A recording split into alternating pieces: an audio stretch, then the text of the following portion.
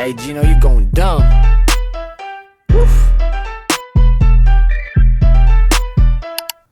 If you had told me 1 year ago that I would be running my own design business as a freelancer, I wouldn't have believed you. Hi guys, my name is Evian. I'm a product designer based in Hong Kong, and I've been working remotely for years.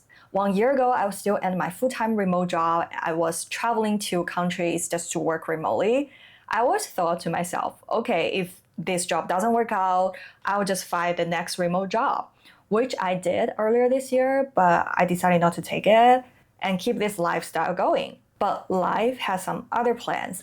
And to the beginning of 2025, I ran into some health issue due to a very toxic work environment I was in. And that really made me rethink my career and life choices. I went through the whole unemployment journey afterwards. And months later, here I am. I am full-time freelancing. Honestly, this is completely out of my plan. I never thought at the age of 32 I'll be a solopreneur, but I guess life is just full of surprises. These days, I always feel like the long-term planning just doesn't really work the way it used to. Especially in 2025, everything's changing, like moving so fast. The most important thing is just to focus on what's right in front of you and the present moment. Plan for the next 2 to 3 months and set your goals. Take it step by step. I need to head out later today because my ex-coworker is in town and we decided to have a gathering together.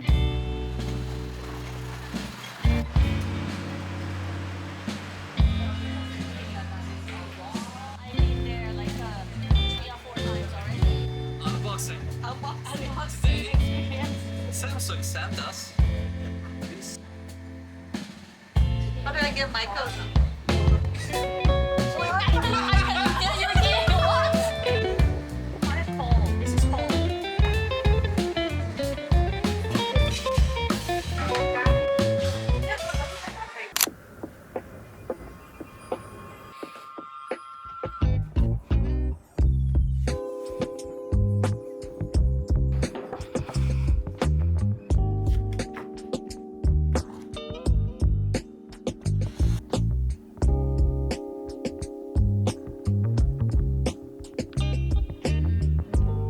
Okay, I actually woke up today not feeling my best self. I don't know, I think my anxiety just kicked in a little bit.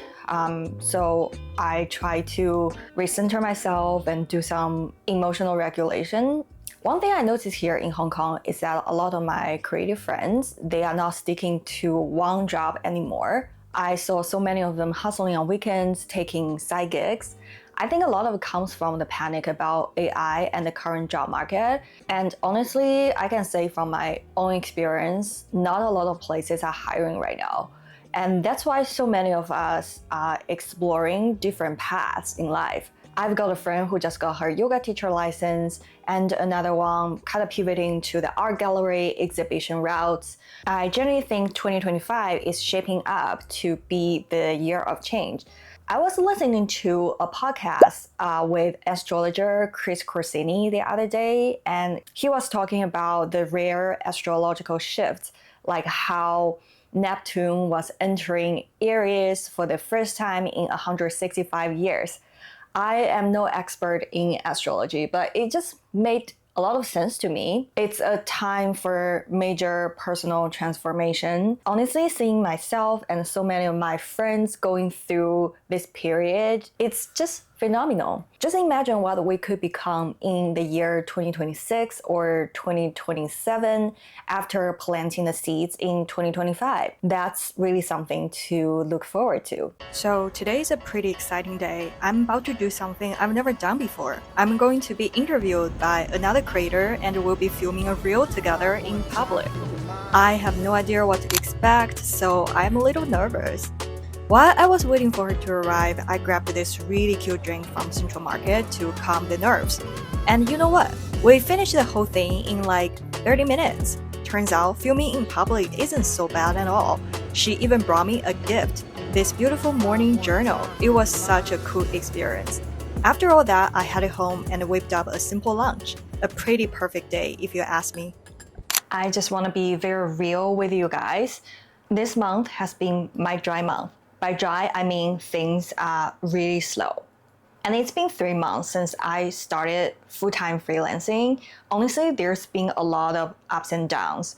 In my busiest month, I could become so busy, and I felt the workload was even more than my previous full-time job. On top of which, I was trying to create content. So in my dry month, I have a lot of self-doubts coming in. I'm just wondering if I'm on the right path, if this is really going to work out. And of course, I've fallen into the trap sometimes of comparing myself with other creatives, especially on social media.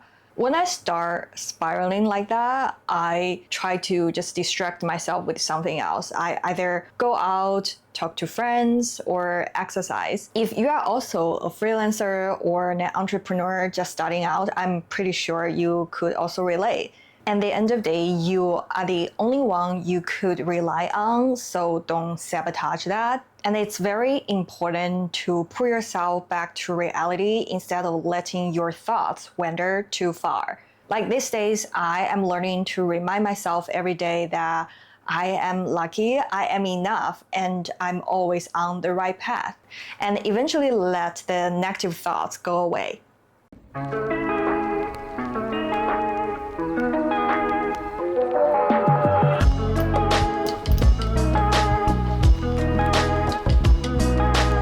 Just to show you guys what I'm working on today. So this is actually an Instagram post, but I do it in Figma. It's a carousel, so I figure it's like the best way to do it.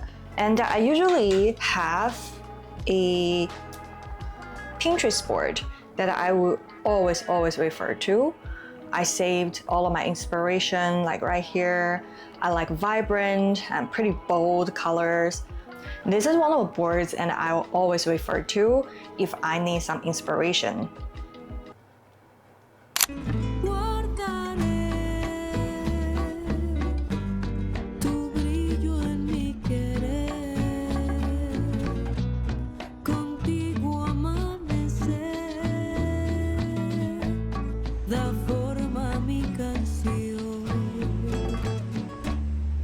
So a lot of my friends have been asking me how I got my current clients. I actually got most of them through my own network or just friends. I've been working in the design industry for 8 years. I built connections in the US, Hong Kong, and mainland China. So over time, my old coworkers or friends from college, when they need design help or they know someone who might need design help, they think of me and they reach out to me, which I'm super grateful for. But I also realize in today's world, it's very important to put yourself out there a little bit more. I believe social media isn't just an option anymore. It's how the wider audience hears about you, sees you, and your work. That's exactly why I started YouTube this year, because I wanted to build more of solid online presence. Honestly, YouTube was out of my comfort zone for a really long time. I never thought I'd do it, but last year I made a decision to put myself out there a little bit more to build Instagram. And basically I forced myself to be comfortable with the camera.